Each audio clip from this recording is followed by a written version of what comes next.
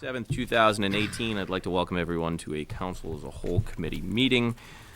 Committee members present this evening are Councilors Walsh, Clark, Caddy, Zarella, Boschman, myself, President Kushmerek, Councilor Donnelly, Fleming, DiNatale, and Squalia.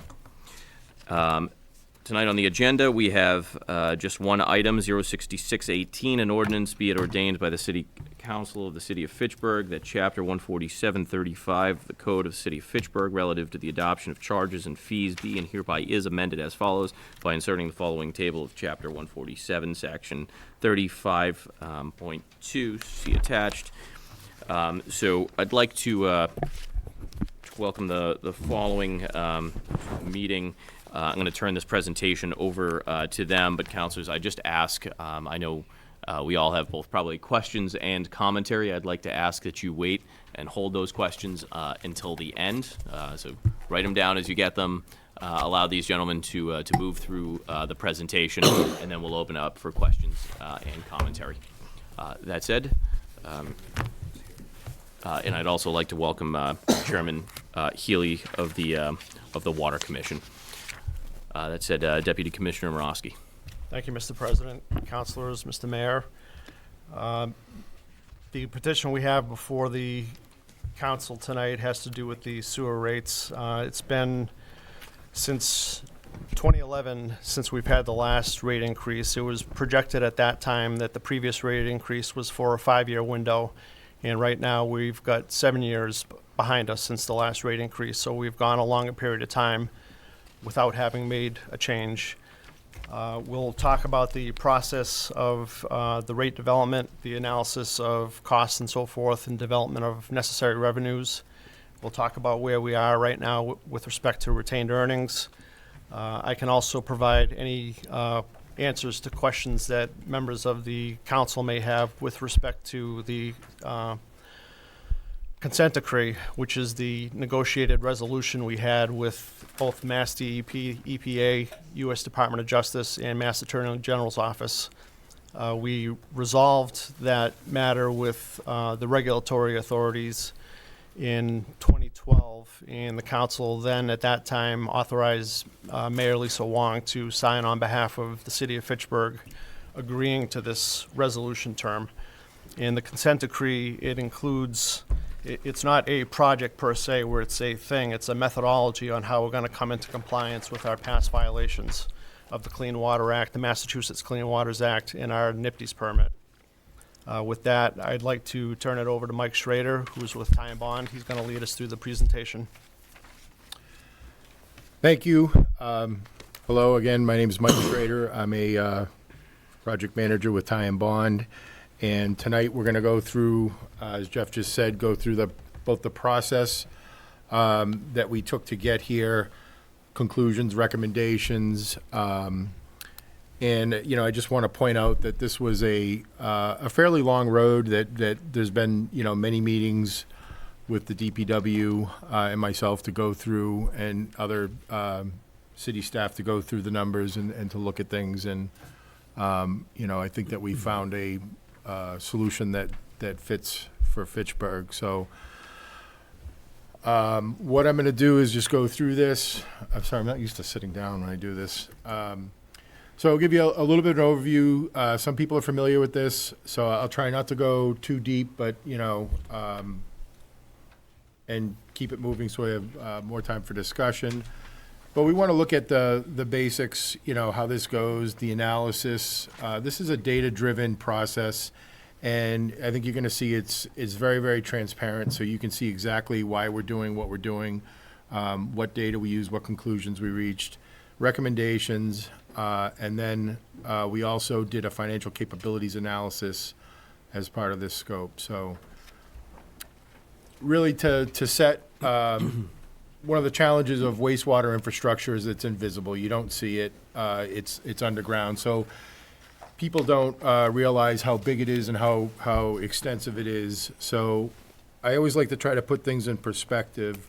So the city has 134 miles of gravity sewers, and those are all the sewers that collect and service each building and house and business in the city and bring the wastewater down to the treatment plant. and you've got 9 miles of combined sewers, and that's the subject of the consent decree and talking about that. And that's just really old infrastructure or old design guidelines. But when you put it together, that's broader than the state is wide. So if you think about, that if you put them end to end and go around the sun 3 times, well, not that car, but it is bigger than the state. So you've got a lot of pipe. You've got one pump station that used to be a treatment plant that's a pretty significant size. And then you have the current treatment facility, which is really kind of hard to put in context. I understand a lot of you have gone there, so you know that what's like a little blue building on the picture is really the size of the school. It's a large piece of infrastructure. There's quite a bit to it. And so when we look at a wastewater system like Fitchburg's, it's operated like an enterprise fund, which is really the closest that municipal government gets to a private business model of operation. And it's still, as you know, it still is beholden to the processes and government of the town. It's not a government structure, it's a financial accounting structure, which is intended to contain and identify all the costs and all the revenues that go into serving that enterprise, to providing that service. So everything that's wastewater, both the revenue side and the expenses, are contained within that, and it's run and managed essentially like a business, but without the profit element. So when we talk about expenses and revenues, quite often this is what we see coming in, is that the expenses are greater than the revenues, and people are looking to make choices. Make sure that's clear. And we've talked about this, that a lot of times I think people starting the process think that it should be level, that your expenses should equal your revenues. And really what we want is we want to have some reserves. And Fitchburg's done a great job of building up reserves. And I'm sure we're going to talk about that some more. And we're going to talk about how now that's really working to your advantage in the path forward here. So when we look at how do we decide how to charge people for the utilities that they receive, it's a division problem. It's math. It's at the top we have all the expenses, right? All the expenses that it takes to run the plant and the sewer system day to day. And then beneath that we have the users. And users means a couple of things. It means the number of accounts. It means the kind of accounts. It means how much wastewater they use. And we need a way to distribute that cost fairly and equitably back to those people. So it's sort of a concept now, if anyone has kids, and that play sports, you pay for that. When we were kids, you didn't pay for that. The school just paid for that. So it's sort of that same user model where you're trying to match that user with the costs that they're incurring, if you will, by use of the utility. So, and through that process, we develop rates. So when we talk about the expenses, we have operating expenses, debt, and capital costs. Those are the 3 components to any wastewater, any water system for that matter. Operating, talk about labor and benefits. You just talked about that at the FinCom meeting. So that's an element of this. And as you saw, they do go up. Chemicals, it takes, various chemicals to operate the treatment plant. Energy is a big component for both collection system and treatment. For debt is previous capital projects. It's the mortgage, if you will, for the projects that we've done in the past. And then capital is new capital projects. So when we look at what drives rate increases, what causes people to do rate increases, and earlier today I was preparing for a presentation at New England Water Works about water rates in the last 20 years. And they go up around 7 or 8% a year consistently every year, just looking at across the state. And when we say, well, what's driving those costs? The cost of treatment goes up, barring any of the changes that the city needs to make for process improvements. Just day to day, those costs go up.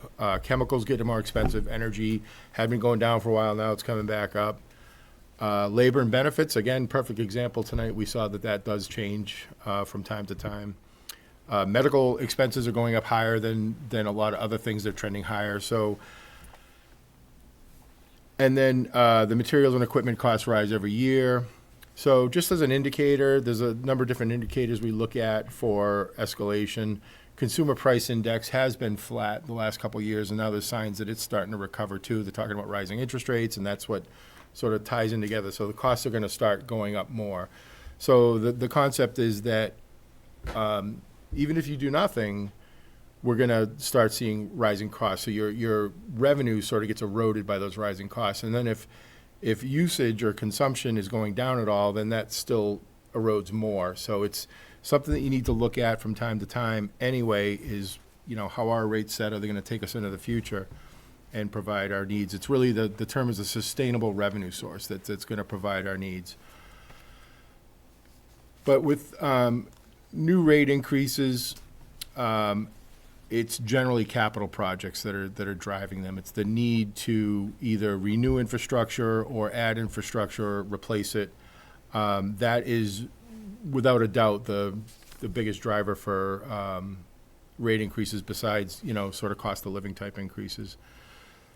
And in Fitchburg, the majority of your projects, or at least the majority of the projects that we're funding and we've included in this, are required under a federal consent decree.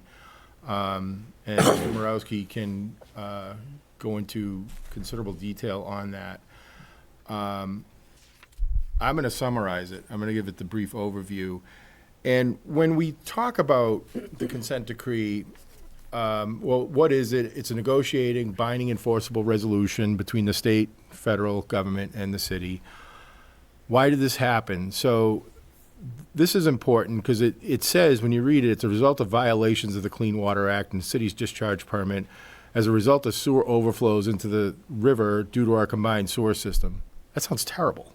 That sounds like a willful, just not operating properly. But what's important is to think about is it's not because of the way the city was operating its infrastructure. It's as if you were, to put it in a sort of common thing, it's like if you had a car from the 70s and you went to go get it inspected and they say, well, it doesn't pass inspection. It's not because the car's bad or it's operating wrong or it's not tuned up. It's because it wasn't designed for today. And that's really what we're seeing is that over time, the Clean Water Act and all that, that clean water movement, the rules changed and you have some very old infrastructure and that mode is no longer, I guess, supported or acceptable.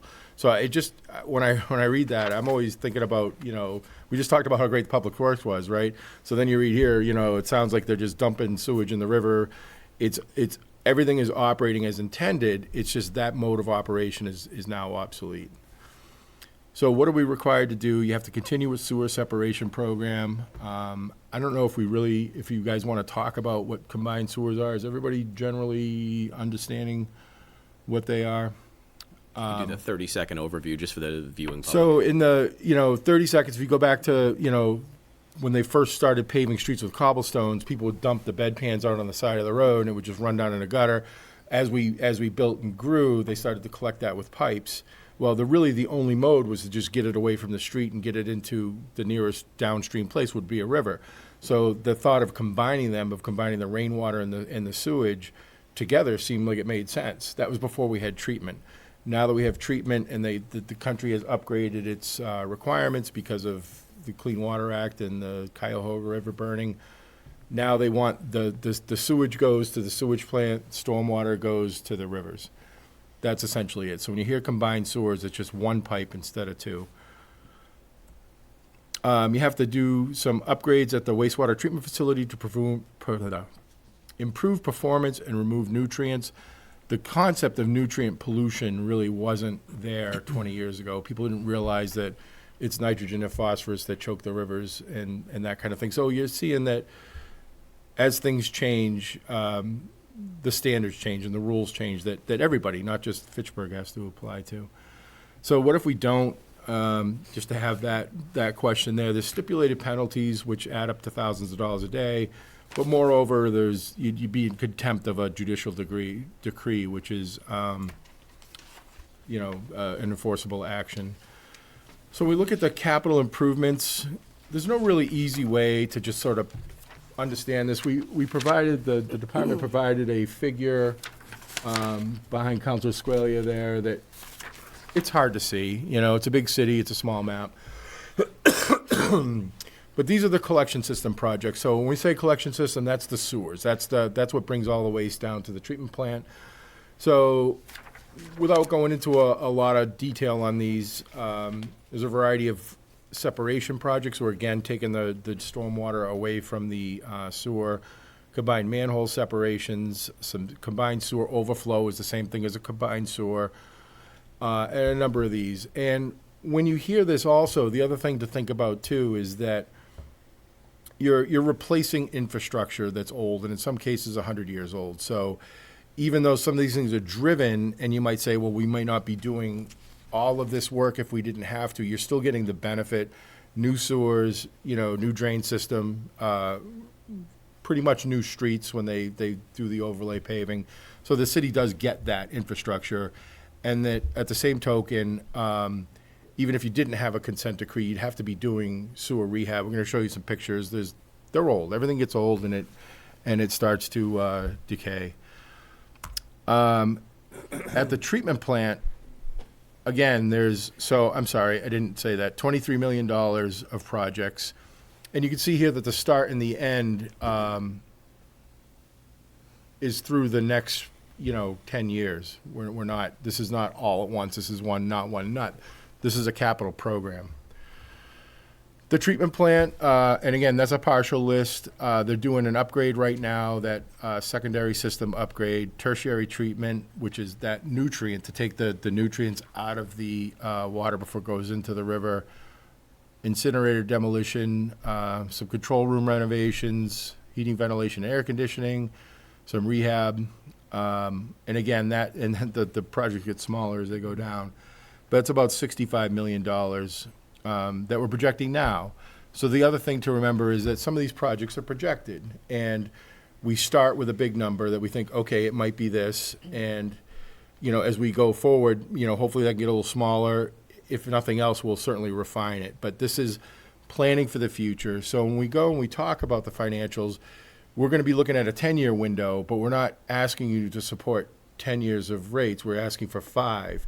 But the reason is behind why I show 10 is it's transparency. We want to show that this is what we see as far as we can see, and this is what we think might happen. But, like all projections, it's less accurate the farther out you get. So this isn't like the pilot, the adaptive management you were sort of referring to there is every year the department, the DPW, the wastewater will be updating the financials to see, are we still on track? Does this still look good? How does this look? And keep you up to date. Again, it's about, transparency and data. So when we talk about the treatment plant, or just in general, like I said, it's not because people are not running the equipment correctly. It's old equipment. So I just picked a couple pictures from one of our tours, and I know some of you have been there too, that just sort of shows the vintage of the equipment that we're talking about. I happen to love these. This is what they had before computers. They had these big things with little lights that would light up with what processes were going. It was the electrical mechanical years. That's, some of the control panel, you can see looking at that looks like something from Dr. Frankenstein. It's just very old industrial sized equipment. And then also just to give the sense of scale, now I know you guys have gone and seen this, but we're talking large industrial equipment. That's why the prices seem so high when we look at costs. It's because this is big equipment, and it's, it's significant infrastructure. When we talk about the collection system, again, the sewers, and again, to put a plug in for the DPW, they've done a remarkable job of TVing their own system. More, usually I see people go to a show, they get all excited, they buy the equipment, then they don't have the people to use it.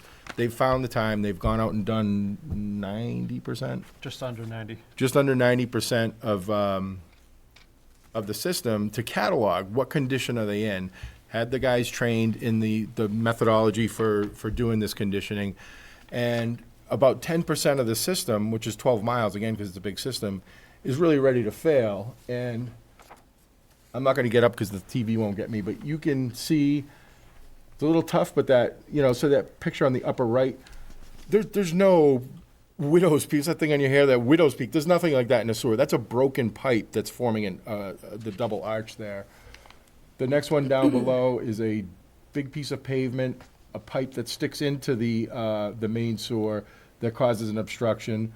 The one on the left, you know, you can just see it's those white lines are sections of wall that are starting to come down. So you think about, and that upper left one, those iceberg-looking things on the bottom are pieces from the top. You know, that's pipe has collapsed. So what happens is we're showing this at low flow conditions. There's no water in there, but now imagine it when there's high flow and there's a lot of water and wastewater running through there. It starts to take that stuff with it. It's going to start to pull the material from the side, and you get sinkholes and collapses. So that's why some of this work is being done too, is to just repair your infrastructure. It's quite simple. It's not as, you don't get the warm and fuzzies like drinking water because it's not going to make you shower better, your water tastes better. It's the required infrastructure to take rid of that water when you're done with it. So now just to talk a little bit about the actual analysis that we do when we look at this. I'm not going to go in a lot of detail, but I just want people to understand that this is a lot of data. So we look at expenses. We take all of the budget to actual reports for the last 5 years. We look at what were the expenditures look like. We go through, we do trending and analysis, and we sit down and we go through it in quite a bit of detail. What's happening here? What do we think this is going to do? What do we think that's going to do? And for everything, we set a starting value for that next stretch and then an escalation factor based on the nature of the expense. Similarly, looking at revenue, the revenue comes from two places. There's the rate revenue, which comes from your users and your sewer bills.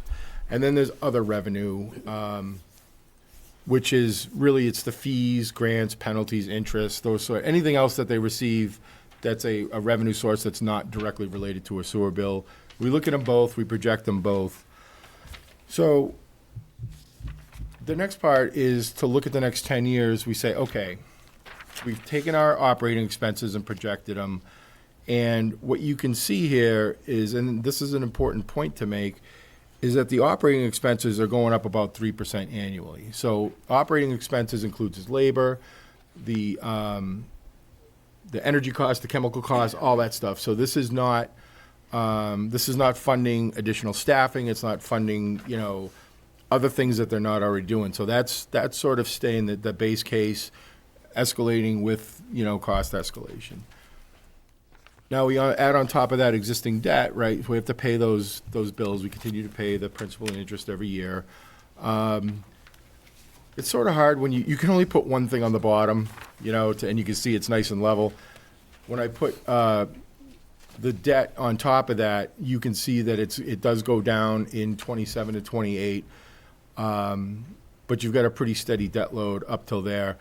And again, just to keep reminding people, and I hope you can see it on the handouts too, that rate setting period is just there to remind us what we're talking about or what the actual request is.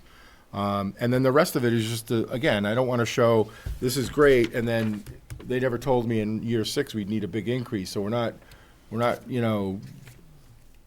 being completely transparent. On top of that are rate-funded capital, and what that is projects that are capital projects, but they're not big enough to debt. So we go through the capital list that we got, which is an extensive list, and if it's less than $1 million, in that kind of range, we say, well, why don't we just do that with rates? Maybe we could split it over 2 years or 3 years. The bigger projects, the multi-million, obviously go to debt. So these red projects are projects that they're going to do out of we call it sort of cash on hand, but really what it'll be is built into the operating budgets in those future years, and we'll use the revenue to pay for it. On top of that, we have new debt, right? So those are the bigger projects, and you can see those are scheduled a little further on because some of the bigger projects don't happen right away. And again, you can see there's a jump right after that 23 to 24. So that's why I wanted to show the whole 10-year window, because that has an impact on future rates. So now we lay on here, we calculate the revenues based on the projected consumption and the rates that you have now, and we look at that and say, all right, where does this lie? And what's really interesting is, if you can see it, that green line really just comes to the top of the black bar, and what that's telling you is you've got enough with your current rate structure to just pay for the operating costs and the existing debt and nothing more. Okay? And, you know, you can see it's creeping away downstream, down towards FY '24. It starts to lose ground a little bit. And that's because the rates are staying the same, but the costs are going up a little bit, so that's creeping up. So what, again, I do this all the time. I say it, and then the thing pops up that says the same thing. So the existing rates only cover debt and operating costs. And I think it's nice when it works out graphically and you can see that, you know, clearly that's what we're not going to be able to fund. Now, the next thing we look at, and there's been a lot of talk about, is the retained earnings balance, okay? So we have a band in the bottom, and that band has been narrowed after some discussion to represent between 15 and 30% of the operating costs. And that's the reserves. You know, it's a buffer, and you want to have that for, you know, unforeseen things that could happen, that could large-scale equipment failure or a sudden decline in usage. It's a revenue buffer, and that's where we want to see that. So the next line is we lay in your existing balance. So the goal ultimately is we want that orange line in the orange band. And you can see to start in FY17, it's quite a bit higher.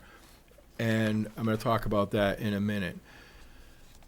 So another nice thing sort of graphically is you can see that for every year that green line is below the top of the bars, your retained earnings balance is going down by that exact same amount. So this is a simplified version.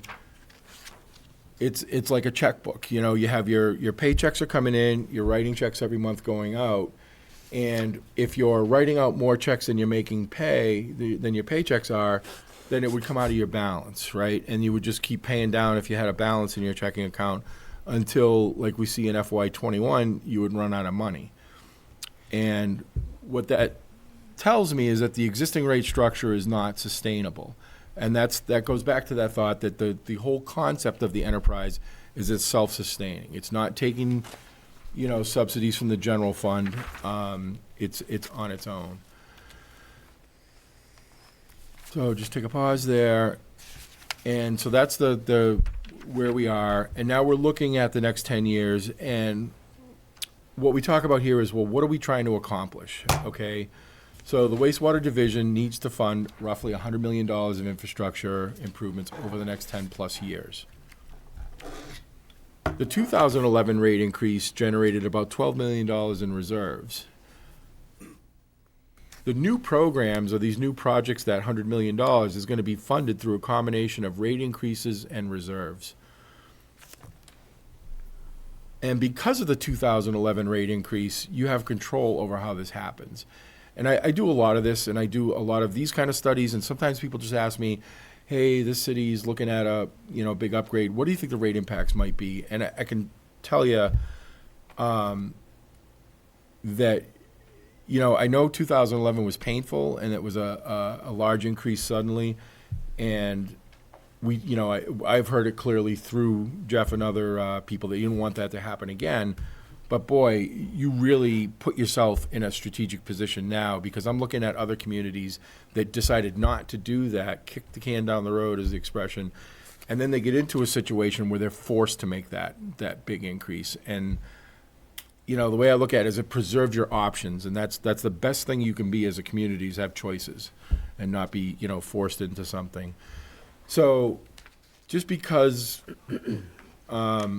I was curious, I wanted to see, well, what would it have looked like if you didn't do the rates in 2011 and decided to just say, well, we'll see what happens. So, and this is what the slides will look like going forward.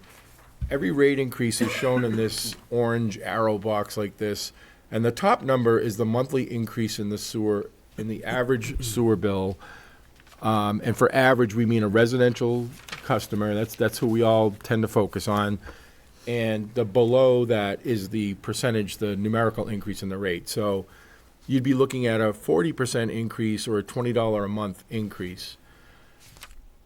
And the reason is that because you would have had lower retained earnings, you've been forced to make up all of the difference in the increase between that green line and those bars. That whole difference has to be made up with new rate revenue, instead of being able to use to draw off of your retained earnings, to draw off the reserves. And that is I really just can't underestimate how impactful that is. So fortunately, you're not in that situation. So when we looked at setting new rates, the approach again was that 10-year projection window, update with actuals every year. So those numbers that you saw that we're projecting out 10 years, at the close of every fiscal, once they close out the year, we'll take and we'll populate that with the real numbers and see, well, how did we do, and that kind of thing.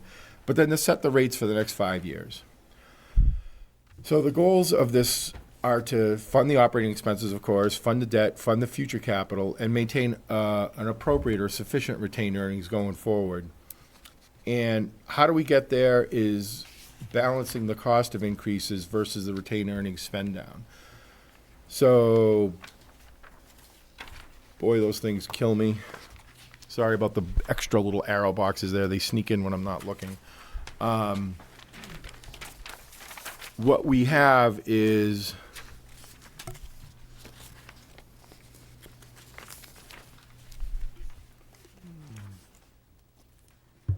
pardon me. So what we have here is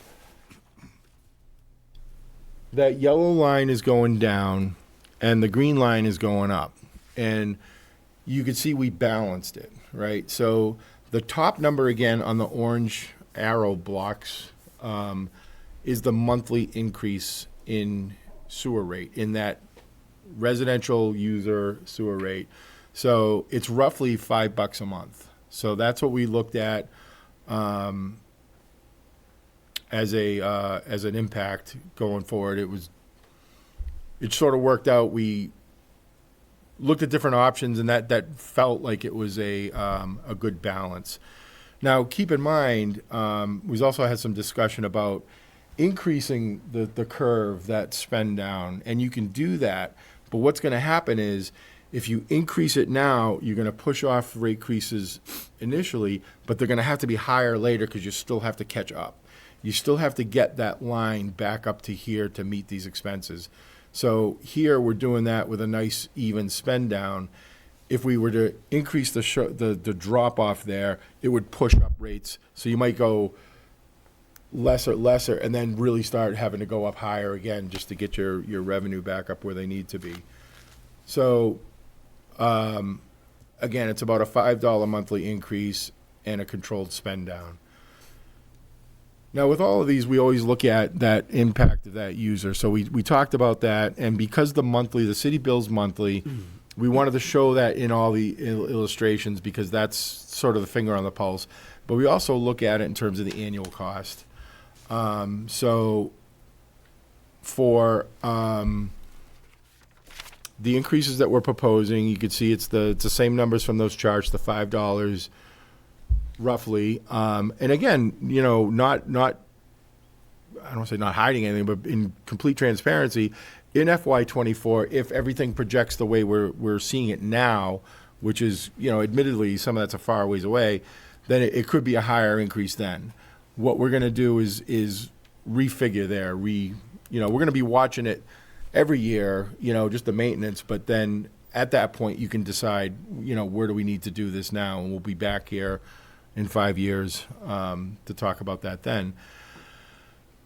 Anyway, the bottom line on the graph shows that the increase on an annual basis for that, again, typical residential family and 75 gallons per day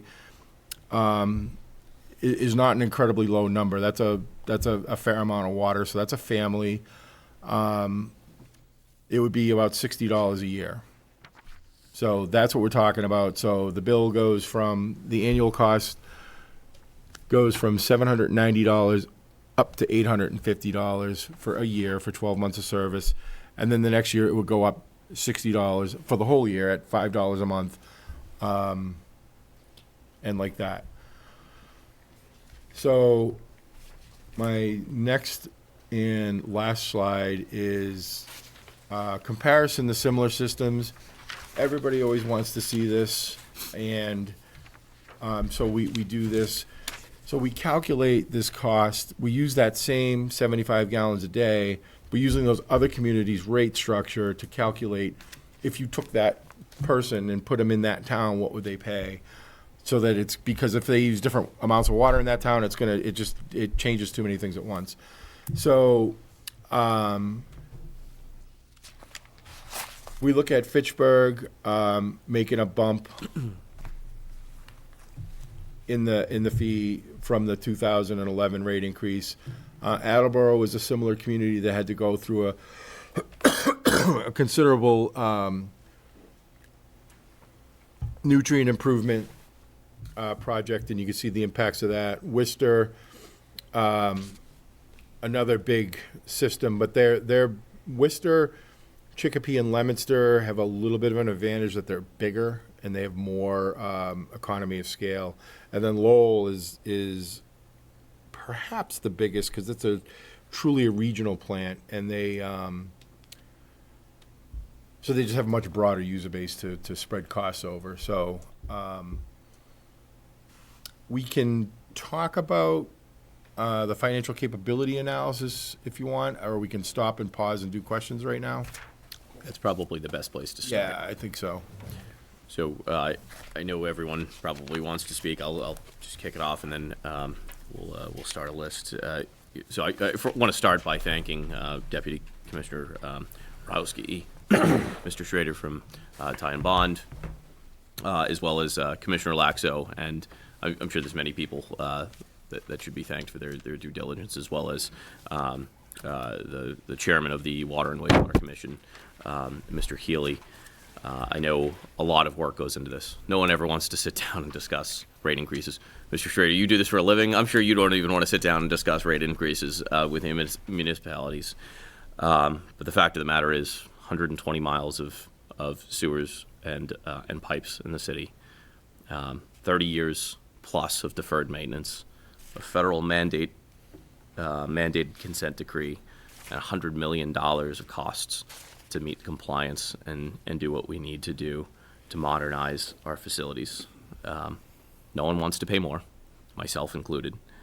But as I see it, this isn't a decision I have to take lightly, but it's a fairly easy choice that we have to do it. I don't think we have a choice at all. We can either pay for this, we can do it the right way, we can meet the consent decree, we can modernize our facilities, or we could just be fined millions of dollars a year by the federal and state government until we could have just done the increases and the improvements ourselves. I toured the plant last week with Councilor Di Natale and Councilor Zarella. I saw a massive, sophisticated operation with minimal staffing, I might add, considering the size of this. It's bigger than an oil rig with more machinery.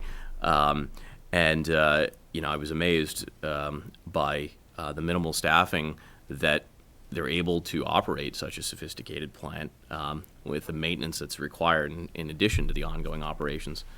But some of the equipment, as we saw tonight, but as I got to see in person, somewhere between 30 and 50 years old, depending on the rooms that you were in. And you think that's pumping sewage through 120 miles worth of sewer. And what does that mean for a city? What does that mean for the average person? What would happen if it wasn't there? And what would happen if some of this 40 and 50-year-old equipment failed?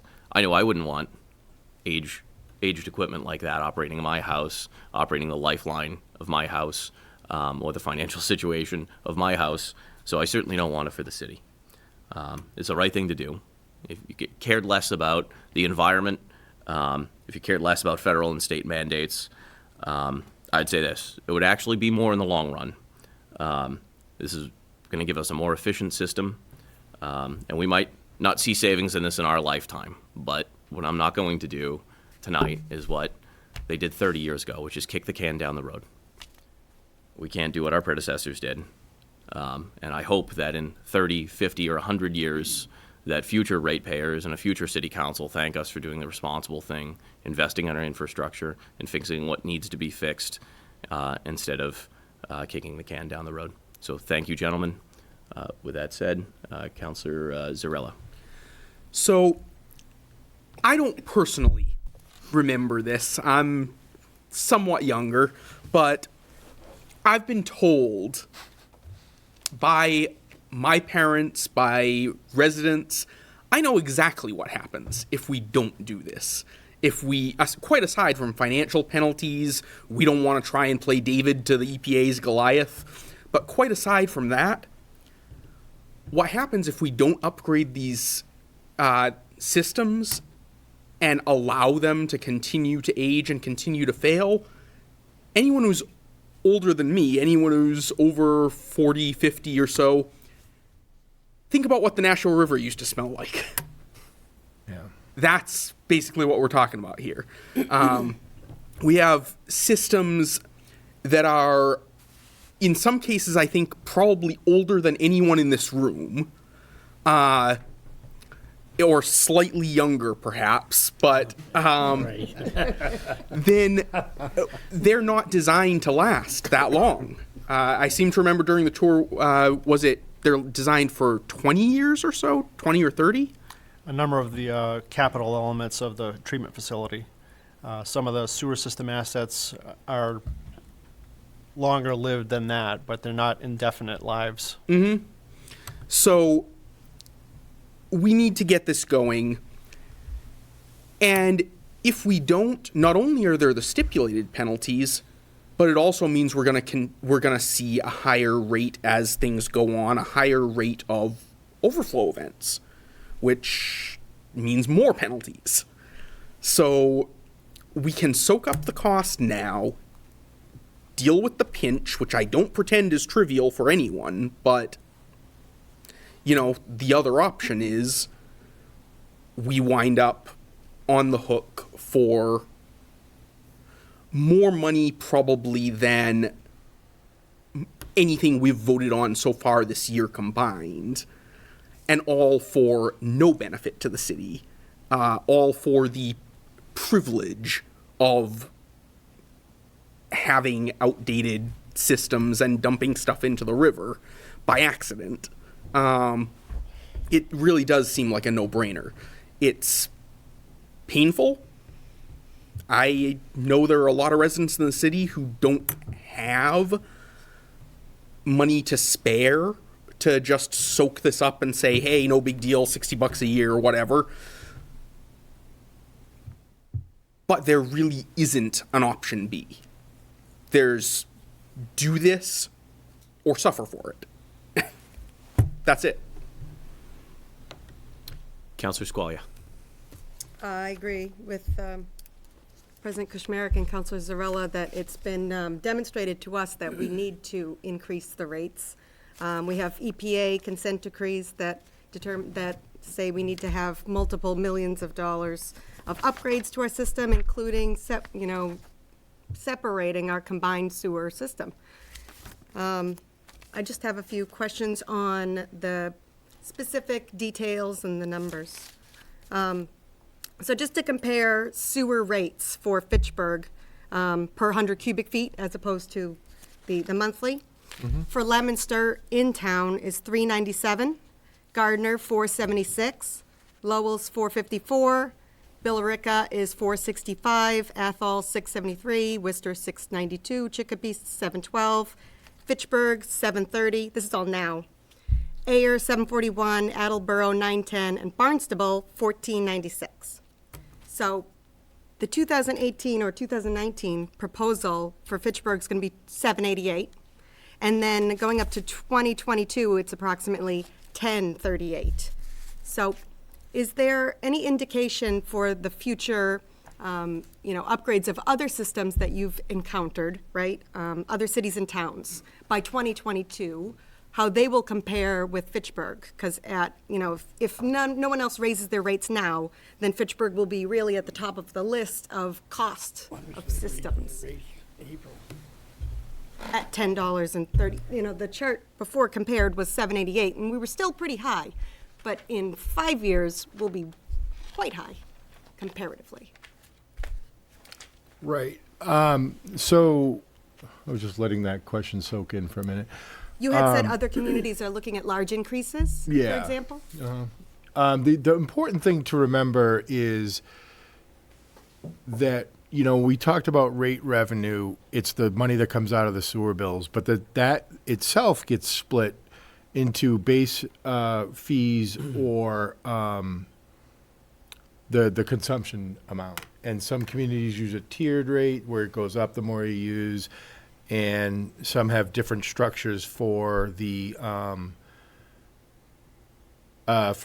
base fees. So it's that's one of the reasons that I use the dollars per year in that comparison chart, is because you could make your rates look, you could shift more of the cost to the fixed fee and say, we're going to keep our consumption down low. We're only changing the rate a nickel.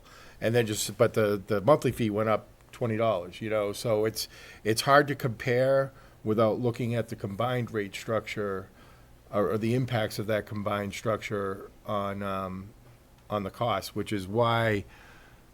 So that's why here I don't show dollars per gallon, because it doesn't reflect how much are they paying in a monthly or a quarterly fee versus how much are they paying through their actual gallons. So that's half the answer. The other half is, where will we be in the future? So I am looking at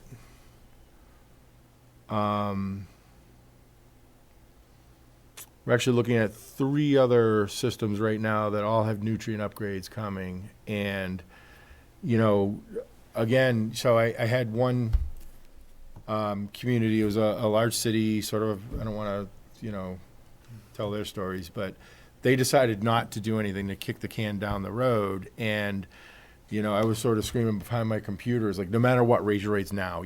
Trust me, you'll be better for it later, because they're not going to have that choice. So the EPA has a list, and they go watershed by watershed, you know, requiring communities to make upgrades and stuff. So it's kind of a hard question to answer. One thing I'd like to chime in, though, there was a Thank you. counselor, there's a wide spectrum of communities that you just listed there. Air and Athol is comparatively very small to the system that we have, and a lot of what drives rates is not just system size or system age, but also the necessary capital work that we have to do. It's really capital that's driving these rates. So we've got a lot of capital that we have to do that these other communities don't necessarily have to do. So each community is kind of in a different situation. Frequently, and we purposely include Leominster in this comparison chart. We always make Leominster comparisons on various different topics. Their collection system is very, very similar to ours in terms of sewer miles, but it's very different from ours in the fact that they've never had combined sewers. They have had combination manholes, which is a manhole that has 2 pipes passing through it. They tackled all those combination manholes out of their rate revenue in the same way that we were showing that red bar on the graph. Their treatment plant, our treatment plant, the East plant, the one that the council's toured recently, we've got a 33% higher capacity than Leominster's treatment plant. And the reason for that is our system was built to take rain and to have these designed releases where if the flow exceeds the pipe's capacity to transmit flow because of rain, we have these emergency releases, and it releases that untreated sewage to the environment. So our systems are very different. Leominster has done some capital, some rate type capital, but it's really been more to remove infiltration and inflow, to kind of tighten up their system from areas where defects in their system was allowing groundwater to get in. So an economy of scale doesn't really work with wastewater treatment. It doesn't. The 2 communities are very similar. Our system is a little bit older than theirs, but there's other differences that account for that difference in where the 2 rates are, in my opinion. So what you said, Mr. Schrader, Yes. regarding the how we calculate the total cost, that's a perfect segue into my next question, which is on how our rates are higher. So do we handle Westminster's and Lunenburg's sewer Some portions. as well? Some portions? Portions of both. Some portions of both. Are the fee rates the same for all customers across the system? So the sewer rates proposed, those are the same for Westminster, Lunenburg, and Fitchburg customers? That is correct. We don't have individual residents or homes as individual customers in Lunenburg and Westminster. Rather, we have intermunicipal agreements with the two towns, and there's a mechanism where we're charging the two towns for the service, and that's based off of metered interconnections. So the flow that they're sending into the Fitchburg system is metered and it's billed, so the bills are going to those two respective towns. And then the town handles the billing internally with their own? And then the two towns would then, they have their, we're not responsible for the Westminster sewer system or the Lunenburg sewer system. They still have their own infrastructure that they're responsible for, and they have to maintain and so forth, just as we do. I don't know for a fact what their rates are, but they have to tack on additional rates so that they can staff their sewer crews, and they can do their repairs, and they can do their maintenance of their systems. So, like, for Leominster, they charge an out-of-town rate that's like double what their in-town rate is, and Billerica does the same thing, like, they have a $465 in-town and $862 out-of-town, and it's similar for Leominster. Is there any availability or any option within how we structure that payment system with Westminster and Lunenburg to increase out-of-town rates and lessen the burden on Fitchburg residents? It's a delicate thing negotiating an intermunicipal agreement with a neighboring community. I think the Water and Wastewater Commission Chair may have more experience with this than I have, because we had gone through this in the past, most recently with Lunenburg. We went through a IMA amendment that was executed in December of 2013. So there's a process of negotiation, and there's still give and take, and there's equitability that's a concern. We were doing some improvements as a part of the CSS 4D project that was improving our sewer on John Fitch, and Lunenburg is sharing a portion of that cost because that particular sewer is supporting their flow. Do you know roughly how many customers in either community? Not off the top of my head. It's a relatively small portion, right? Well, comparative to To the Fitchburg population. So that's a question that comes up a lot, and there's a lot of ways to approach things, and people ask me all the time, hey, does anybody do this? I'm like, this is Massachusetts. Somebody does everything. There's always somebody that does, and sometimes it's like, I think, well, it's like driving home at night. If there's no cops, you can drive through the stop sign. Nobody saws it, nobody knows.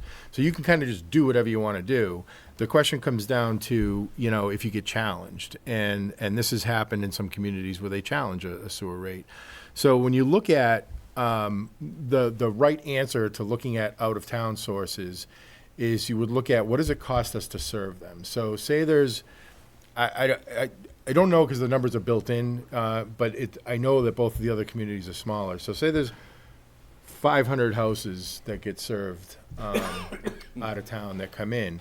So Jeff is charging them the same rate for that sewage, but he never has to go up and check any of those 500 connections, those manholes, those pipes.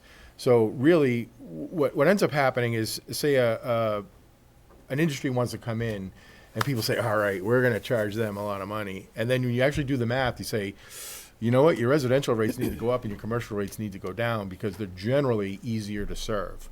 In wastewater, it's a little bit different, and then it comes down to strength, but this is all, residential waste. So to answer your question, yes, you could go for anything, that you wanted, but you would be vulnerable to defending why does it, cost me more to serve my people that you don't ever have to go check a clogged sewer or anything like that. Mr. Borowski, you answered this question for me last week. Am I correct? The rates for both of those communities that we're servicing will also go up once we execute these rate increases. Is that correct? Correct. All right. Thank you. Counselor. Okay, for the EPA consent decree from 2010, for the east plant near Airport Road. We still have to complete the secondary systems upgrade and the tertiary systems project. So these two capital project costs, they're listed for $31 million for the secondary systems and $29 million for the tertiary treatment. So according to this information that you gave us today, the secondary system upgrade bid was awarded in January 2017, estimated to begin construction October 2019, and the total awarded contract price was $23.3 million, and the total estimated cost for the tertiary treatment is $22.1 million. That's a total difference of something around $18 million more or less than what you have in your presentation. Can you explain what those numbers are compared to the? The SSU project in the presentation, I believe that was built off of the loan authorization. So there was contingency built into the loan authorization in case we had to make a earthen berm modification due to flood protection for the plant. We went through an extensive process where we were doing a FEMA evaluation of the river to determine what the real flood risks were based on elevations, because there's flood gauges in the river that monitor flood elevations. And when the mapping was done back in the 70s and 80s, it was built off of rain gauges that had very little data in terms of years of data. So we've since then, that time, had an additional 40 years of data. So we were able to submit to FEMA something called the letter of map revision. And effectively what we were taking is a few of the flood maps and remapping it to more accurately reflect the flood elevation. So as a result, we're not going to have to do the flood berm portion of the project that was built into the loan authorization. So in the the SSU project is underway. It was bid in November of 2017, and it commenced in very early I'm sorry. It was bid in late 16, commenced in 17. We've had a little over a year of construction. The contract is projected to be final complete in October of 19. So that's where we're anticipating final completion of that project. So we don't have all the costs associated with this project right now.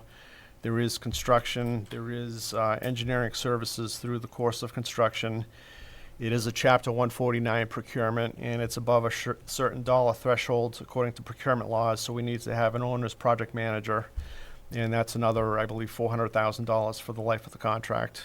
Yeah, when adding all of that cost together, then you have $20.3 million. But based on our rate pay schedule, we have $31 million as the estimate. Is this rate schedule based on the $10.7 million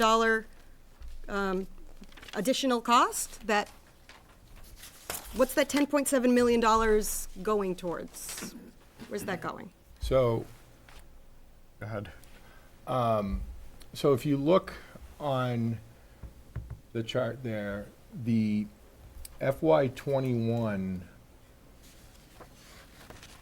is showing the beginning of the debt for the SSU project, right? So there's 3 years in that rate window so to answer your question, when they finally amortize the loan, when the project's done, they take all the values and then they're using short-term financing now. They'll convert that all to a long-term note. So I think what your question is this based on a number that's higher than it needs to be? So what I'm going to suggest is that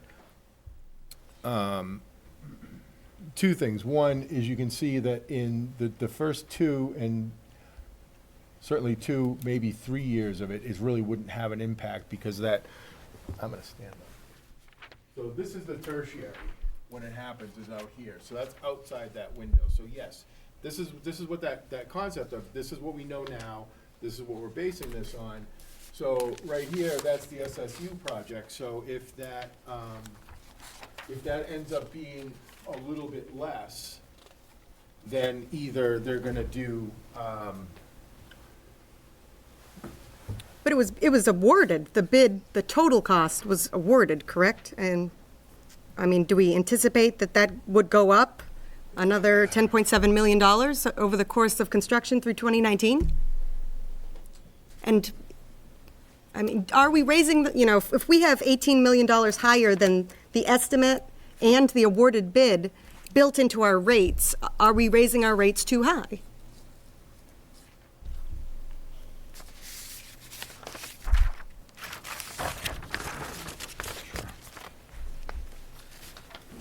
The tertiary project, I can speak to the tertiary project. When we were talking about figures for the tertiary, what was presented in the summary sheet that you're referring to, that was based off of the 2012 budgetary estimates that was incorporated into the publicly owned treatment works optimization study report.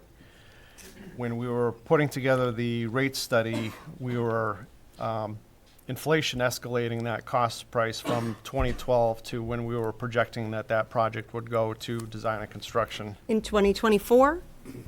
Correct. So that's why that number is disparate from the figures that I provided in the 2012 estimate So it's just a large cushion to adjust for inflation?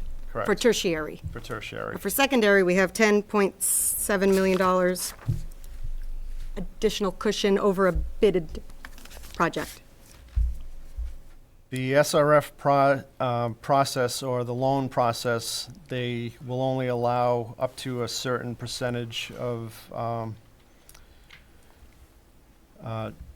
change order of value before the loan is expended. So under the current loan that we have financing that project, that loan will not be able to fund a $31 million borrowing. The authorization was the 31 million. Okay.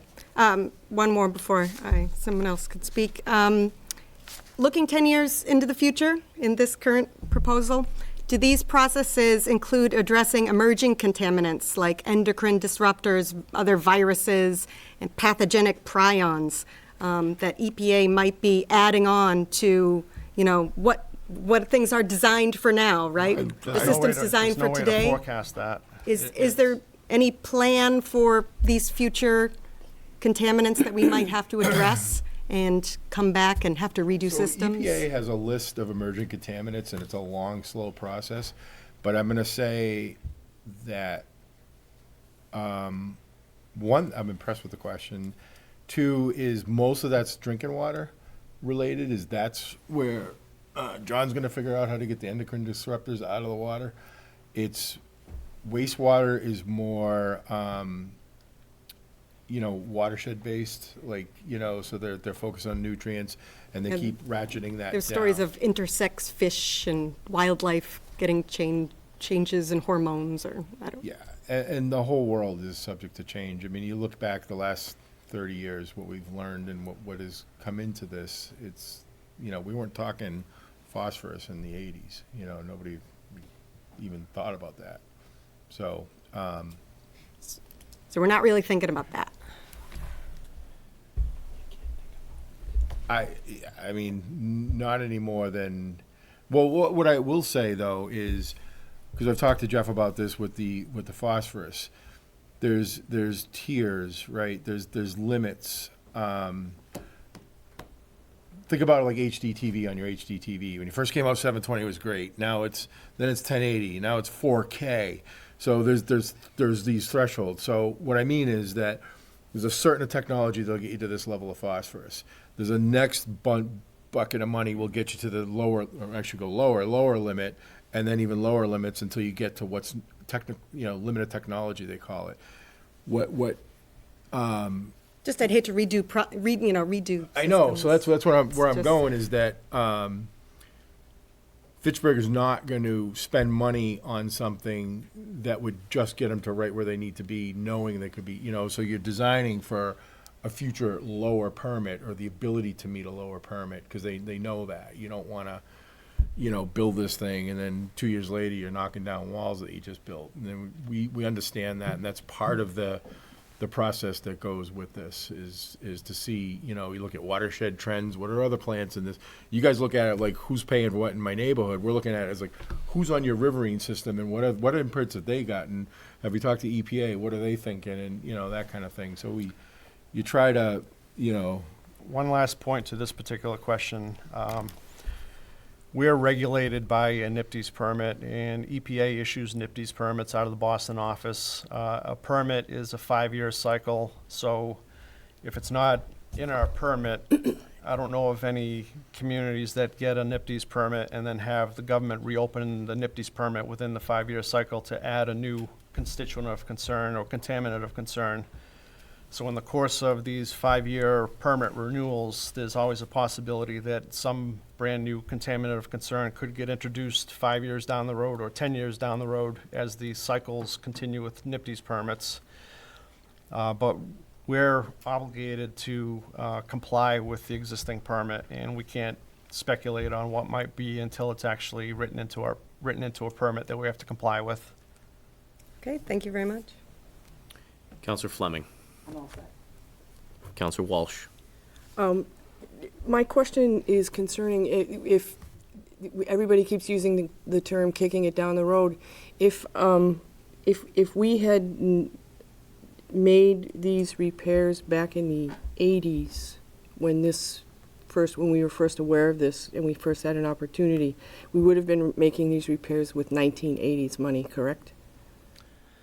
Correct. I don't think this was truly on the regulator's radar until the 90s rolled around. Okay. That's when we started these types of discussions with the regulators. I believe it was the middle 90s Okay, when so- this process started. So the 90s, and Right. and so if we don't make these repairs now, not only are we going to incur the costs of fines and legal costs, but then we'll also be kicking it down the road more, and thus increasing the cost of those repairs in the future. Not only that, but the existing infrastructure will continue to age. Things that are compromised right now could become very compromised or could potentially fail between now and then. And then once we get into a situation where we've got to do emergency repairs, then that's truly the least cost-effective thing we could be doing to be correcting our assets.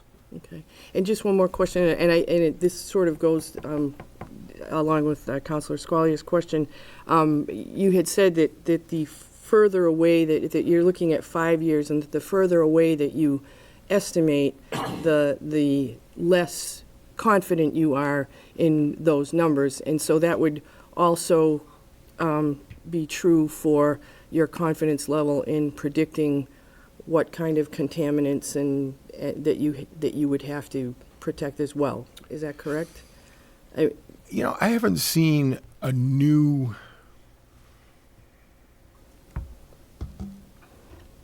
I can't think of any new contaminants that people are actually, aluminum. So that was one because of the water treatment plant chemicals contain a lot of aluminum. So they started watching that and they started ratcheting that down. We're seeing more focus on copper, which comes from the residential piping. And I am not an authority on future wastewater treatment technologies, but I don't see the things that are coming out of the PFOA, the PFOS, the things you're reading about. Those are drinking water concerns primarily. Right. Wastewater is, it may not feel like it, but it's still humans and then fish, so that's where the real focus is. So that's not worrying me right now, what I'm thinking about, and then, so One other thing I'd like to add, wastewater retains consultants like Ty and Bond. They have their finger on the pulse of what's happening in the industry. We're also very professionally engaged ourselves, the Fitchburg DPW wastewater division, in the regional organizations, the New England Water Environment Association, which is the New England affiliate of the Water Environment Federation, as well as the Massachusetts Water Pollution Control Association, which is a Massachusetts organization that's very similar to NOEA.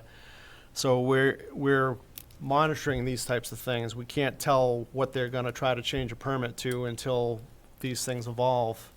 But we stay apprised of it, and we deal with it when we get imposed upon us. So We just as you, excuse me, just as you could update information on an annual basis with regard to costs, you can also update your knowledge with regard to what's going on in the industry. Yeah, that- just like I'm focusing the projector, that's always getting a little clearer as we go. Right. And I hope that this just becomes a start of some regular communications on, even if you're not changing anything, how's it going? What's the status? We also maintain relationships with the regulators. It's generally not as adversarial as I think sometimes people portray it to be, but we try to network with them as much as they'll let us and just, what are you guys thinking? So that we can be ready and prepare our clients, Thank you. Counselor Caddy. Someone will have to correct me if my memory's wrong, but I believe in 2003, I think it was Ralph Romano who started the discussions with council about going to an enterprise. And a lot of discussions were had, to make that decision. And my memory was that prior to the enterprise, any proceeds from water or wastewater went to the city's general fund. And for years, the city accepted those funds. Instead of taking the monies that were made and put it into the infrastructure, they threw it to the general fund. And then, I want to say my memory was, I was told that prior to 2003, that the city council didn't vote on a rate increase for 15-plus years. But even if they had increased the rates, the money would have went to the general fund and not to the infrastructure. So in fact, in 2003, when we voted on the enterprise, we started the enterprise with zero money. We didn't put any money into the enterprise at the time. So for many years, the enterprise, the wastewater enterprise was just about making it. And I want to say it was 2009 or 2010, I went with Lenny and Jeff, Dennis Murnia, and we went to a meeting down in Worcester in Boston with the EPA and the DEP. And I've testified in court many, many times in my lifetime, but I'll tell you, that day, it was no joke. They were gonna string us up, they were gonna fine us, and we finally dealt with them, and we came back, and the city council at that time did vote for the rate increase. So if you look at our history with a rate increase, had we done this years ago, we wouldn't even be close to the position we're in today. And I'm just hoping that we don't make the same mistake tonight.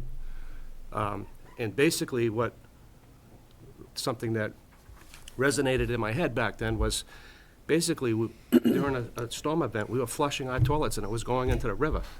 And to me, that's just wrong anyway. I don't think nobody had to make us do this. I think we had a responsibility to do this for the next generation. So I'm going to support this tonight. I mean, I just don't know if the other councilors, the new councilors, knew the history of how this had come about, but, from what I understand, it happened, and that's how we got here today. Thank you. Counselor Tina Talley. Explain again why we have a contract that's 20.4 million already, that we're budgeting 31. Why does that say 31 million if we already know it's 20.4? I believe that was an oversight in the model. So, because that caught my attention yesterday, and the rate increases are built based on that being 31. Yeah, they're based on amortizing it for 20 years. So, yeah. I mean, I guess what I'm asking is, I know it says partial list. So there's other projects we have to do as well.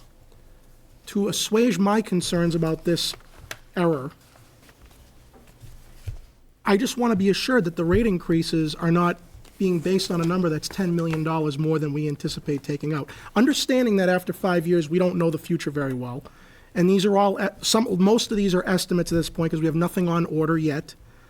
So I'm not as concerned about the fact that it's 10 million overstated because there are projects throughout this listing that we don't know what they're really going to cost. These are estimations going out 3 or 4 years from now. So there may be increases due to construction inflation and whatnot down the road and other projects we have to do. But I would strongly suggest we review that because that would assuage my concern. Yep. Other than we've covered everything, here's the total, but oh, we overstated it by 10 million. So That would change the model. yeah, no, while we were talking, I jumped back into the model to see what I had funded that at, and the Easterly wastewater treatment facility secondary system upgrade is in the model for 22 million. Okay. And I have a note that I bumped it up. For contingency? Well, it was in at like 21. So this is what it's like working with Jeff. We're in there at $21,232,557.02.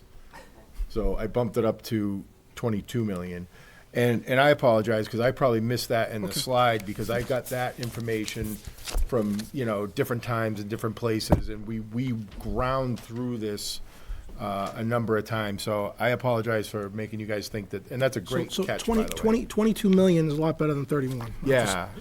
so- No, we ground through that a lot, and we went through, and it was so. My comments on the following matter of comparison to other cities and towns. When I first saw that slide, I said, oh, here we go. Everyone is going to focus laser-like on Leominster. And the individuals out there that read these things are going to say, here's another reason why Fitchburg's not as good as Leominster. And I'm not saying this because I'm a politician, it's the truth. Every city has a different infrastructure. Yeah. Now, it was explained to us that we have the same mileage, but Leominster, and this is a key piece of this whole pie, Leominster had zero, correct? Zero combined sewers. We had 26 miles. It was 23 and a half. 23 and a half. So, and I believe you said the estimate per mile was like $2 million. I mean, so my point is that there's a big reason right there our rates are different. We had 24 miles of sewers that we had to separate. They had nothing. And that's just, we're just a victim of our forefathers who built the system, over a century ago, I don't know, but that's how we had it. So that's a big piece of why our rate's a lot higher than Leominster. Another piece of it I didn't consider, but I did now, is we don't know what the issues are with these other cities and towns. We are a classic example in this city of when we kick the can down the road, everyone pays for it 3 or 4 times more later on. How do I know if Lowell and Leominster's systems are in great shape? How do I know? I don't know. It's the same reason why our rates before 2011 were in that ballpark, because we were deferring maintenance and deferring repairs and deferring consent decree requirements. So it should not be looked at as an apples-to-apples comparison. My comments, Councilor Caddy brushed upon it with the history. Very important to understand the history, although I understand for many residents and businesses, once they hear the word increase, their mind shuts off. I don't want to hear why. Right.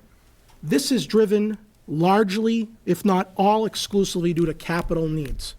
Now, the residents, I feel, are very understanding, because in the water rate increase we did last year, I had several people call me, upset at first, and when I explained to them that it was for replacing aging and crumbling water pipes that go into their homes, they said to me, well, if that's where my money's going, then I'm okay with it.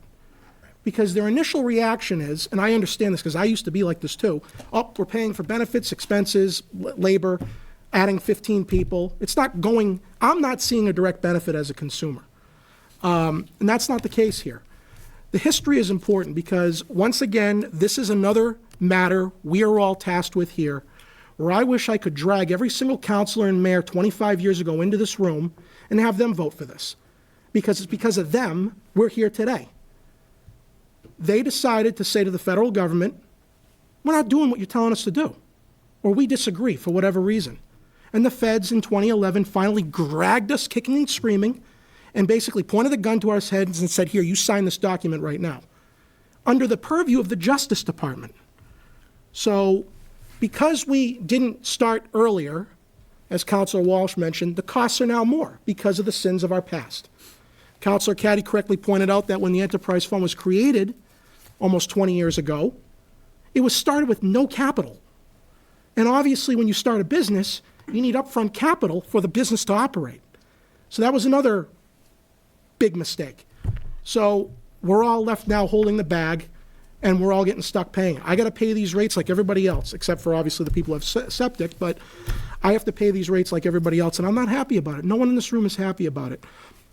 I've been extremely vocal about unfunded mandates from the federal and state governments, not because of what the project seeks to do. No one disagrees that this project is worthy and necessary to improve water quality and our river. What I had a problem with was the EPA and the DEP saying to the city of Fitchburg, stop whining. You guys can afford these increases because of a cherry-picked metric we decided to pick, 2% or less of median household income. So what the feds have basically said, ladies and gentlemen, is you can raise the rates 200%. As long as it's under the 2% threshold, don't come crying to us that you need money, because they know better than we do how our residents are paying more and more for everything else.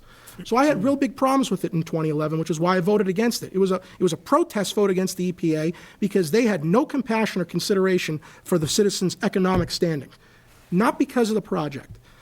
I also didn't like the fact that we jacked it up 70% all at once, but I understand why we did it. I like the fact that this is more manageable, where it's incremental and small every year and not. So I did the math, and if it's $5 per year, give or take, over a 5-year period, that's, let's say, $25 a month if you were to do it all at once. And the rate increase would be astronomically higher from a percentage standpoint. It'd be another 50 or 60% if we don't do it this way. So I like the fact that we're spreading it out to make it more manageable on people, as difficult as it already is. We do have a choice in this matter. The choice is, if we choose not to do this, the feds will, again, enter Fitchburg, grab this city by the neck, drag us before the legal Justice Department and say they're not in compliance. And I went back through the Status reports the last 6 or 7 years. In 2013 and 2015, they hit us for a combined penalty of $275,000. That was just a warning shot to us when we signed the consent decree. We had to pay a fine. And, they basically said to us, there's more where that came from if you don't follow this document to the letter. I don't think anybody begrudges rate increases when it's for upgrading our capital systems and upgrading our equipment. That is understandable, and I'm pretty confident in saying the residents, the ratepayers, understand that if the money goes to that, it makes sense. What upsets residents, including myself, is the lack of foresight, the lack of planning 25, 30 years ago, where if we did one project at a time, it wouldn't be so difficult to manage. So I understand the anger and the frustration that may be out there about this. Again, we're correcting the sins of our past, and we're trying to be proactive now. So while I'm not happy about this entire matter whatsoever, there is a choice, but there's one choice where we escape the federal government's anger, and there's another choice where we basically bankrupt the city in fines and fees. We're essentially got a gun to our heads. So there is a choice, but there's an obvious choice to make because the alternative is detrimental financially. So I will also support it on this round, understanding the fact, gentlemen, I have to ask because this is going to be asked of me. After 2023, is there going to be another rate increase? We'll have more capital that has to be performed, but once we do separation, we don't have to do separation a second time. Once we do a SSU project, we don't have to do another SSU project. So these things that have been funded by the past rate increases as capital projects don't have to be duplicated. So once we get beyond that period, one thing I like to point out is what we're programming, and Mike had touched on this in the slide on the sewer system side. We had a number of projects listed that were combined sewer separation projects and CSO closures. When we started this process, I mentioned that we had about 23.5 miles of combined sewers after the first 3 big projects we did, and then the most recent smaller project that we did, we're now down to 9.2 miles of combined sewers. And not only is that a number going down, but our CSO overflows to the rivers are going down. The effects that we realize down at the treatment plant are going down because we're not getting this quite the same effect of the rain events. So with this rate increase, with what we're proposing to accomplish with it for combined sewer separation over the next 5 years, we're projecting that we'll be down from 9.2 miles down to about 6.5 miles. So we're still making advances. We're making progress with the work that we're doing and then what we're proposing to accomplish with these rate increases. So Mr. Brooks gave me some debt service schedules, and I know we have on debt right now to pay in principal and interest north of $54 million, $46 million in principal, $8 million in interest. And I know the debt service budget for this fiscal year was $4.175 million. So to make it clear to people why the rates are going up, we have almost a little over $9 million in retained earnings. And our debt service is $4.2 million a year. That's the highest level it's at right now, if we don't take on any new projects. And obviously, we'll be taking on new projects. So the metric says that you will draw off those retained earnings significantly while we take on new capital projects, and they'll reach a point where the retained earnings dries out. So you need the rates to go up to maintain that retained earnings account between 15 and 30% of operating expenses and pay off these, I believe, 20-year loans that are in the ballpark of 3 or 4% interest. So these are 20-year loans. So whatever we do right now, we're not going to pay these loans off till 2038, 2040, and beyond. Right. But I do have residents asking me, and it's so far out, but the logic makes sense from the question they're asking is, there's got to be a light at the end of the tunnel where these rates go back down. Because in their mind, and I agree with them, these are non-recurring expenses. The sewer separation, the tertiary treatment facility, once the loans are paid off, you would think the rate would drop somewhat precipitously because we're not having to take out tens of millions of dollars of loans on an annual basis. Is that not a fair, logical conclusion to this? Think back to the answer on the, I'm sorry, did I jump in? No, go ahead. The design life is 20 years. So it's not everything, right? So there's a range of ages for all the equipment. Unfortunately, another thing I see with communities, they're like, well, that's the new plant. When was the new plant built? 13 years ago. Like, it's not so new anymore. Everything starts to, so at some point, there's going to be equipment, so even the stuff you build now, at 20 years, you're not just done. It's like when you pay off your house mortgage, it doesn't mean that you'll never pay another thing again. You're still going to need a roof every, 20 years. You're still going to need a furnace every 15 years, that kind of stuff. Will it be the same? Hopefully not. But gentlemen, I'm not talking about routine capital improvements like a project here or there. We're talking $70, $80, $90 million worth of projects in a short time frame. I mean, you got to expect these rates are going to go down. Yeah. I don't know if I'll be here in 15, 20 years, but I mean that, and it's not happening in 5 or 6 years, but it's, you got to think there's a light at the end of the tunnel, because when people hear increases, they don't think the word decrease. They're skeptical.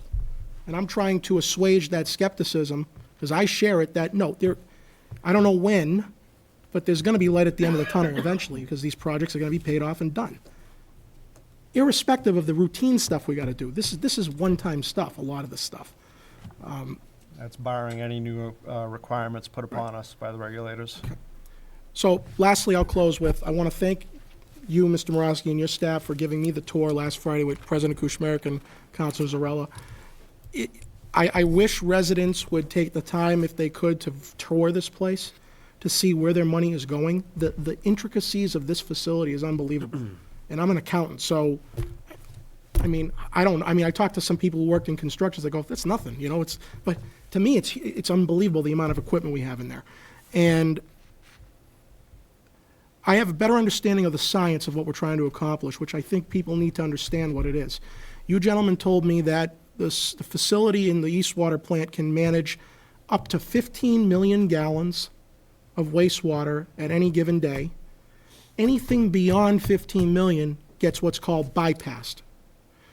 And for the residents, what that means is, what's been going on years ago, before we started any of the separation, because the sewers were combined, 24 miles of them, it caused more flow into the East Water plant, making that 15 million get very strained. I think Mark said that it would go up sometimes to 30 million gallons. And so that 15 million excess gallons would get bypassed. And I said, well, what does bypass mean? He said, it goes through a preliminary treatment or a primary treatment, but then once it gets to secondary, it stops. It doesn't get further treated. It just gets dumped into the Nashua from there. Gets, chlorinated, cleaned, and then it gets dumped into the Nashua. And I said, well, if it goes through secondary treatment, what does that mean? That means it's 99% cleaner than what happened when it came into the facility. Whereas if it only goes through primary, it's a lot less clean, and all those millions of gallons on a daily basis would go into the river, especially on days where we had a lot of rain. So I didn't appreciate that. So what this tertiary project is supposed to do is further treat it beyond secondary. But what the separating of the pipes does is it lessens the flow at our plant so that bypass limit doesn't get reached as often as it used to, which dumps less of that into the river to a point where we'll reach hopefully where nothing's going to get put into the river. But that's what the EPA and the DEP are monitoring. So it was great to hear about the science and how it works. And I hope people understand what it is we're trying to accomplish. Unfortunately, like many other things in this city, we were stubborn, we were not forward-thinking, and now we're all paying for it, politically, financially, and it's just where we're at. And I don't know what else to say about it other than that, because I'll take my licks as a counselor as much as I can, but, I mean, I understand what the alternative is, and the alternative is far worse, unfortunately. Thank you. Counselor Donnelly. Thank you. With all this discussion, I heard the contract price and the price that you're asking for, but I didn't hear anything about interest. So we're not getting an interest-free loan, as Councilor Di Natale said. So is that part of the difference? No. Sorry, No, go ahead. I'm answering your questions. So a couple of things with that is when you put forward a capital project, you have the estimate, which includes contingencies and that kind of thing, and we collectively sort of bite our fingernails hoping the bids are less, like that. So that's one reason why there's originally a disparity. Plus, like Mr. Morowski had said, there was a element of work in there that doesn't look like it needs to be done, but the model itself was based on the actual numbers. So yes, that does include interest. So we use either 2% if we're projecting SRF funding, or 4.5% typically if we're looking at market rates. So that's not the reason for so the $10 million was just, we're going to do this project. This is what we think it's going to cost. This is what we're going for funding authorization, and then bids come in, and then if you can,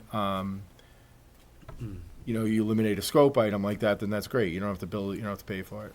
So. Thank you.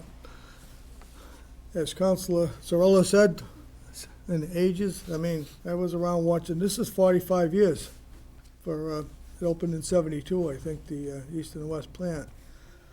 And Councilor Caddy alluded to all of these things, but it's really political mismanagement all those years. The other thing, I'm not saying everybody's guilty, but anyone that was in politics was participated in it, whether they supported it or not. We had a incinerator that generated lots of money, and you took all that in. No maintenance, no upgrading, so we don't have an incinerator anymore. The other thing is that the DPW was kind of in charge of water and sewer in the streets, and the wastewater plant was in charge of its own filtration. We didn't have filtration systems in the city for water up until just a few years ago. So fortunately, there were some politicians that did believe the best thing to do was take the management out of the politicians' hands and put it into the professionals' hands. And fortunately, we did that. The old saying is, you can pay me now, you can pay me later. Well, everyone that's older saved early, but everyone's going to be paying the price, and the younger people are going to be paying substantially more because of inflation and increased costs. One confusing thing, on all of our bills, we get cubic feet. We can get a conversion chart, but it's like converting the American system to metrics. You mentioned gallons, anyone looks on their bill sees cubic feet. Could there be any more consistency so people could understand it one way or the other? People try and look and figure out what their bill is, it all comes in cubic feet. And everyone wants to know, people understand gallons better than they do cubic feet. Well, we're consistent between the water department and the sewer department. It's all based off of the same reading. I don't know if John has any historical knowledge as to why the 100 cubic foot unit is used, or if that's a metering convention that's more typical than gallons. You could add on the website pretty easily a converter. It is, I think in cubic feet, but I put gallons because that's more relatable to people. You know, it is hard to say. When they look at their bill. That's my, Right. I'm just trying to, I don't understand cubic feet either in the conversion. I know I could do a chart, but if the bill comes in cubic feet, it would be nice to know what the chart is and when we're getting presentation, so everyone's speaking the same language. Thank you. Counselor Zarella. So, not to jump on the bandwagon too much, but first I'd just like to note again as to the subject of how much this has been kicked down the road.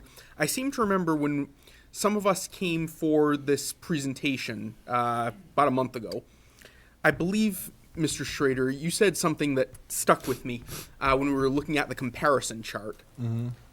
That I think you said you contacted someone in Leominster, and basically part of the reason their rate is lower is because when we were fighting the EPA, they were doing the work.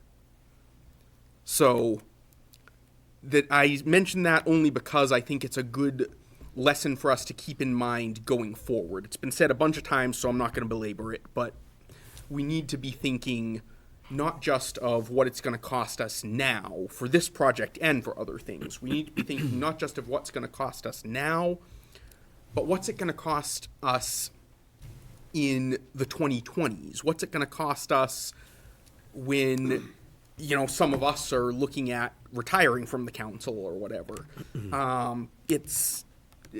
We can't be short-sighted about these things because it may win votes, but only at the expense of people cursing our names 40 years down the road. I'd also like to just mention that I know we resolved the disparity in the numbers. My thought also is if it does turn out that we end up, because we've got this fairly steady, gradual rate increase over the current rate period, if it does turn out that we have budgeted for an increase that gives us a bit more than we end up needing to spend, the way I see it is that smooths out that jump in 2024 where we're going up 10% instead of 7 or 8%. If we wind up charging a little bit more, say 0.5% more than we need to be over the next 5 years, then we just don't have to jack it up quite so much in 2024. And as to Councillor Squalia's comment about sort of emerging contaminants and new concerns and whatnot, I just want to say I think it would be great if Fitchburg had the capacity to be sort of on the bleeding edge of water treatment and whatnot, but we really don't. I mean, we can't be kind of trying to integrate the latest experimental technologies and lead the country in that, because that would make that graph look a lot different, I would think. I like the idea, but I think we've got to kind of wait for the technology to come along and for the studies to come along to see what we need to do and what we can afford to do as it comes up. I am fully in favor of this proposal. Wish it didn't have to happen, but better to do it now than to be sitting here down the road asking why we need to jack it up by 80%. So, To the councilor's point, this particular rate proposal, we're the beneficiary of the 2011 rate proposal, and that's moderated what we're faced with doing right now. If this were slightly on the high side for the rates, that would moderate what we may have to do in 5 years and lessen the impact. Counselor Squalia. One thing what Councilor Donnelly said on the wastewater fund being an enterprise fund system, which is like its own little business within the city, taking it all out of the politicians' hands. A constituent asked if when the last an independent audit or review of the efficiencies and the personnel and the purchasing within the wastewater, when the last time that was done? I don't know that it has been done. I don't know that it's been done, and I don't know where it's been done in the state of Massachusetts. We are an enterprise. We work with our auditing office, which is Calvin Brooks's office. We are accountable to the Department of Revenue as an enterprise fund, so we have to operate the enterprise appropriately to comply with the DOR's regulations, and the city does undergo an independent citywide audit on an annual basis that includes both of the water and wastewater enterprises as well. Oh, okay, great. And I have one more. So we have 3 million prepared for demolishing the current incinerator in that round blue building.